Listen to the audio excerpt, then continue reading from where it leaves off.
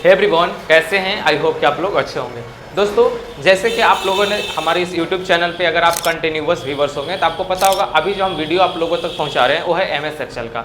तो क्या आप लोगों को पता है कि एमएस एक्सेल का कितना फ़ायदा है और इससे आप क्या क्या चीज़ों अचीव कर सकते हैं अगर आप एमएस एक्सेल के अंदर आप बेहतरीन ढंग से डेटा एंट्री करना जानते हैं। तेरे सिवा किसी और ने ऐसा प्रलाप किया होता तो इसी क्षण उसे प्राणों से हाथ धो। आज इसका दो बेहतरीन फायदा हम आपको पहले समझाते हैं और दो बेहतरीन तरीका इसको बतलाते हैं जिससे आज के बाद आप एमएस एक्सेल का एक भी वीडियो मिस नहीं करिएगा। तो सबसे पहले दोस्तों, अगर हम आपको बताना चाहें कि हम इस बार बिहार बिलेट्रॉन का लोगों का अच्छा प्रिपरेशन करवाएं और सभी लोगों को सरकारी नौकरी भी दिलवाएं और अच्छा काम इसमें रिजल्ट दिए और हमारे यहाँ से बहुत सारे कैंडिडेट सेलेक्ट हुए थे बिहार बिलेट्रॉन को लेकर के। बहुत सारा ऑनलाइन में भी और ऑफलाइन में भी बहुत सारे स्टूडेंट है जो अनसेलेक्ट हो गए थे, कोई अगर सीबीटी में छट गए तो कोई टाइपिंग में छट गए थे। दोस्तों, बहुत सारा हमारे पास ऐसे कमेंट आते हैं कि सर बिहार बिलेट्रॉन का तैयारी अभी से शुरू करवा दीजिए। देखिए, ये तो अगर अभी से शुरू करवा देंगे इसका कोई अर्थ नहीं निकलता है, क्योंकि बिहार बिलेट्रॉन को आपको सीबीटी क्वालिफाई होने के लिए ज़्यादा वक्त नहीं लगता है। तो दोस्तों, अभी हम एक्सेल पढ़ा रहे हैं। अगर आपको जानकारी के लिए हम बता दें कि यदि आप बिहार बिलेट्रॉन का एग्जामिनेशन की तैयारी के बारे में सोच भी रहे हैं तो बिहार बिलेट्रॉन में सबसे ज़्यादा बिलेट्रॉन में पूछे जाने वाले कंप्यूटर प्रश्न होते हैं तो वो होते हैं आपका एमएस एक्सेल।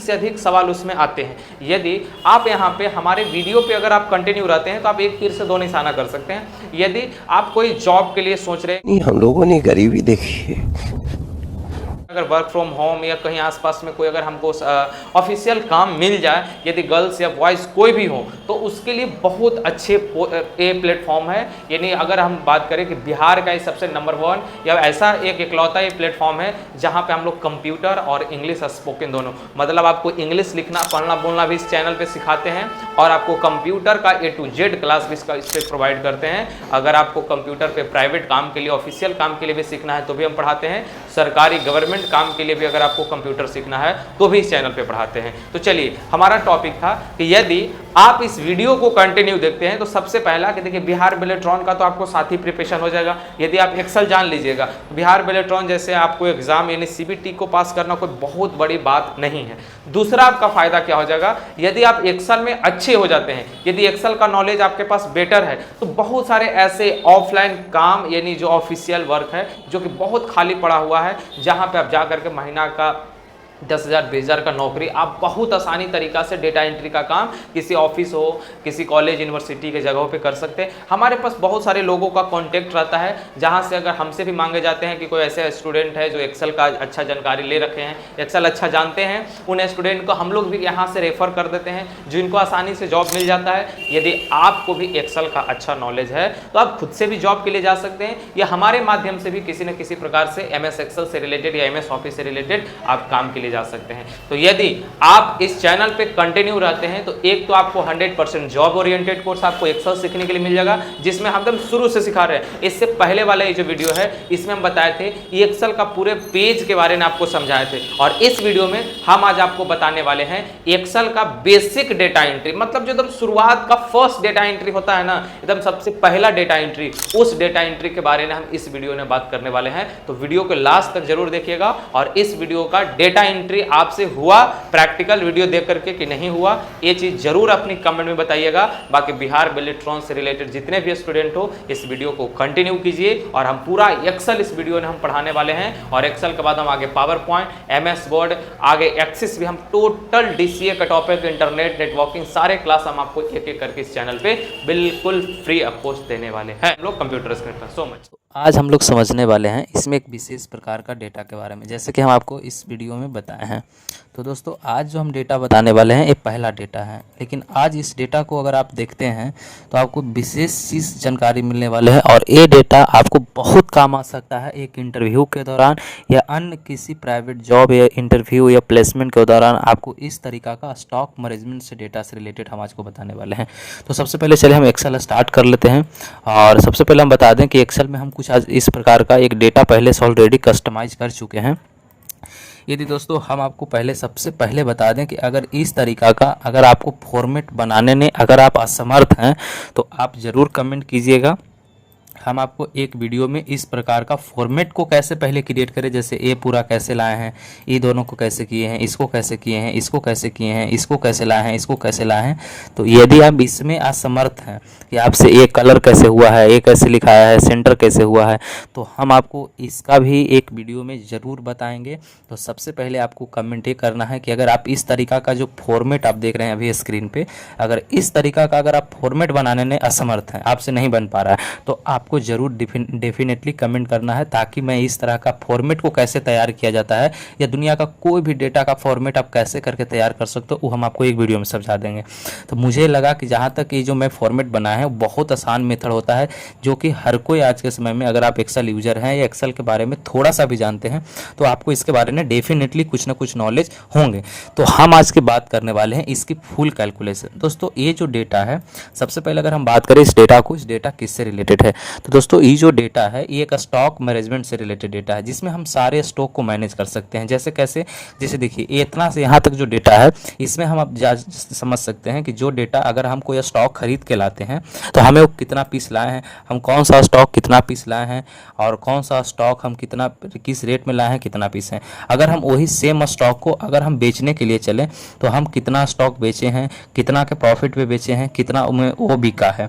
अगर यहाँ क्लोजिंग स्टॉक की बात करें दोस्तों, ये दोनों क्लोजिंग स्टॉक के बात करें तो हमारे पास अगर जो खरीद के लाए हैं, जो बिक गया है, उसके बाद कितना स्टॉक क्वांटिटी हमारे पास बचा हुआ है और उसका क्या रेट अभी हमारे पास कितना रेट का वो पड़ा हुआ है। लास्ट वाले कॉलम में दोस्तों ये बताएगा कि अभी हमारे पास कितने का प्रॉफिट होता है और कितने का लॉस होता है। तो आज की इस डेटा में हम एक प्रॉपर आपको समझाते हुए एक स्टॉक कैलकुलेशन समझाने वाले हैं। तो यदि इस वीडियो का शुरू से लेकर लास्ट तक देखते हैं तो सारे स्टॉक को कैलकुलेशन आपको बहुत आसानी तरीक़ा से समझ में आने वाला है।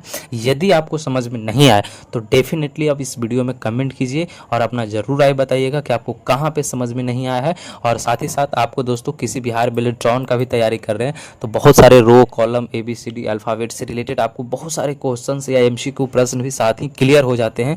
तो प्लीज़ हम आपसे रिक्वेस्ट करते हैं कि आप वीडियो को कंटिन्यू करिए इस चैनल पे, ताकि हम चाहते हैं कि अगला बार जब बिहार बिलेट्रॉन का आपको प्रिपरेशन करें तो आपको किसी प्रकार का कोई दिक्कत नहीं हो पाए और आप आसानी से एग्ज़ाम को क्रैक कर पाएँ। तो दोस्तों हम अभी बात करने वाले हैं कि अगर रिज़ल्ट को लेकर के अगर आप सीरियस नहीं हैं, तो अभी इस डेटा को लेकर के अगर आप सीरियस होते हैं तो आपके पास एक विशेष प्रकार का एक्सेल का नॉलेज हो जाएगा। और हम इस वीडियो ने पूरा एडवांस एक्सेल कवर करने वाले हैं, बिल्कुल सही सुने हैं, पूरा एडवांस एक्सेल। जिस एडवांस एक्सेल का इस सबसे पहला प्रोजेक्ट या सबसे पहला डेटा हम आपको सिखाने वाले हैं, जिसमें हम टोटल परचेस और सेल एंड साथ ही प्रॉफिट एंड लॉस का भी कैलकुलेशन सिखाने वाले हैं। तो चलिए बिना टाइम पास किए हुए या बिना देरी किए हुए हम डेटा की ओर आगे बढ़ते हैं। तो सबसे पहले अब यहाँ से एक एक करके एंट्री करने वाले हैं। यहाँ पे तो दोस्तों आपको कुछ नहीं, सिंपल सा सीरियल नंबर डाल देना है और आगे बढ़ जाना है। सपोज दैट हम यहाँ पे एंट्री करते हैं मॉस को, है ना, मॉस, हम यहाँ पे दोस्तों मॉस लिख लेते हैं। मॉस के बाद अगर यहाँ पे दोस्तों बात आता है कि क्वांटिटी, अगर आप मॉस समझिए कि परचेस कर रहे हैं तो कितना पीस क्वांटिटी, तो मानिए दोस्तों कि हम 50 पीस क्वांटिटी खरीदने वाले हैं, टैब मार देंगे तो यहाँ पे अपने आप 50 पीस लिखा जाएगा। अब बहुत सारे दोस्तों को सवाल आएगा कि सर ये 50 पीस अपने से कैसे लिखा गया। हम नीचे अगर इसी का नीचे आकर के 10 पीस लिखते हैं तो 10 अपने से पीस अपने से लिखा जा रहा है। इसी के अंदर हम 100 लिखते हैं तो पीस अपने से लिखा जा रहा है। तो आखिरकार ये अपने से पीस कैसे लिखा जा रहा है, उसकी सोल्यूशन दोस्तों हम बताने वाले हैं आपको। जहाँ तक इस फंक्शन को लगाना होगा इसको सिलेक्शन कर लीजिएगा। ये हम अपने से नहीं, ऑटोमेटिक लिखाता है। इसको सिलेक्शन करने के बाद आप यहाँ पे देख रहे होंगे नंबर फॉर्मेट में कस्टम, यहाँ पे आपको चले जाना है, सबसे नीचे मोर नंबर फॉर्मेट में चले जाना है और यहाँ पे जनरल को हटा के दोस्तों ये वाला फंक्शन लगा देना है। आपको लगा देना है सबसे पहले यहाँ पे जाके हच दोस्तों स्पेस देना है दोस्तों, और डबल कॉमा के अंदर आपको लिख देना है पीस और डबल कॉमा बंद कर देना है और यहाँ से सिंपली आपको इस प्रकार से ओके कर देना है तो पीस वाला फंक्शन अप्लाई हो जाएगा। ठीक है, अब इसी प्रकार से यहाँ पे आता है रेट कि अच्छा एक मॉस का रेट कितना पड़ने वाला है। तो सपोज दैट हम मानते हैं कि 150 रुपया एक मॉस का। तो देखिए यहाँ पे इंडिया रुपीज़ का ऑटोमेटिक सिंबल आ जाता है। तो आप कहिएगा कि सर इंडिया रुपीज़ का सिंबल तो कीबोर्ड में नहीं है, वो कैसा है। तो जैसे देखो हमको अमाउंट में रेट में दोनों में इंडियन रुपीज़ का सिंबल लगाना है तो दोनों को सिलेक्शन करेंगे और इसी वाले ऑप्शंस में जाएंगे और आप यहाँ से मोर नंबर फंक्शन में चले जाना है। देखिए करेंसी में जा करके यहाँ से दोस्तों आपको इंडिया हिंदी लिखा रहेगा, इसको आप स्क्रॉल करके इस प्रकार से ऐसे खोज के सेलेक्ट कर लीजिएगा और ओके कर लीजिएगा, आपको मिल जाएंगे। ठीक है, अगर मान के चलिए पॉइंट के बाद जो 00 है उसको आपको नहीं रखना है तो आप डेफिनेटली यहाँ से रिमूव कर सकते हैं। पॉइंट के बाद जो 0 है उसको आराम से रिमूव रिमूव करना तो आपको अच्छा लगता है तो आप रख भी सकते हैं। चलिए अब यहाँ पे सिंपल आता है कि जब एक पीस माउस का 150 रुपया होगा तो 50 पीस माउस का रेट कितना होगा, ई एक्सेल में कैसे कैलकुलेशन होगा यहाँ पे। इसके लिए बहुत सिंपल मेथड है, हम लोग इक्वल का प्रयोग करेंगे। यहाँ पे 150 पे क्लिक करेंगे, कीबोर्ड में जो स्टार का सिंबल होता है उसे गुना का सिंबल करते हैं, गुना देना है और 50 पीस वाले पे हम लोग क्लिक करेंगे। तो सिंपली दोनों में हम लोग गुना कर दिए, इंटर मारेंगे तो दोस्तों यहाँ पे रिजल्ट आ गया 7,500 रुपया। इसका मतलब कि 50 पीस माउस, पर पीस माउस का 150 रुपया रेट पड़ेगा। तो टोटल रेट कितना आ जाएगा दोस्तों आपको यहाँ पे, टोटल रेट 7,500 रुपया आ जाएंगे। चलिए मान के चलिए ये हमारा परचेस करने का सिस्टम हो गया कि हम 50 पीस माउस को खरीदे हैं, पर माउस का 150 रुपया रेट है, तो टोटल माउस का हमारा 7,500, मतलब 7,500 के हम माउस खरीदारी किए हैं। चलिए अब सेल की ओर एंट्री करते हैं। सपोज दैट 10 पीस माउस का ऑर्डर आ गया, तो अगर हमारे पास कस्टमर बोला कि हमको 10 पीस माउस चाहिए, तो आप यहाँ पे अपना रेट उसको बता चुके होंगे कि आप पर माउस कैसे बेच रहे हैं। यानी अब 150 का तो खरीदारी है, तो सपोज दैट मानिए कि आप 200 रुपया पर माउस बेच रहे हैं, यहाँ से टैब मारेंगे तो इसका रेट क्या हो जाएगा, तो इक्वल 200 रुपये गुने कर देंगे और 10 पीस माउस का गुना कर देंगे। तो ये दोस्तों आपके यहाँ पे कहाँ दाएँ सैकड़ा 2,000 रुपया, मतलब आप 200 रुपया पर माउस बेचिएगा, 10 पीस माउस दीजिएगा तो ये माउस आपका 2,000 रुपया का हो जाएगा। मतलब आपने दोस्तों 50 पीस माउस खरीदे थे जिसमें से 10 पीस माउस बेच दिए हैं।